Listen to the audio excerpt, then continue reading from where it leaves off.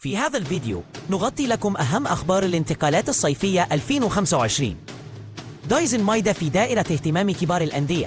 يوفنتوس يضم المدافع الفرنسي بيير كالولو، وليفربول يقترب من ضم نجم جديد وأكثر من ذلك بكثير. تفصيل الخبر الأول: دايزن مايدا.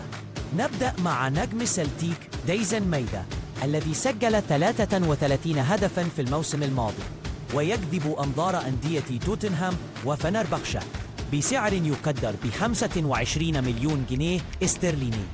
تفصيل الخبر الثاني: يوفنتوس وبيير كالولو.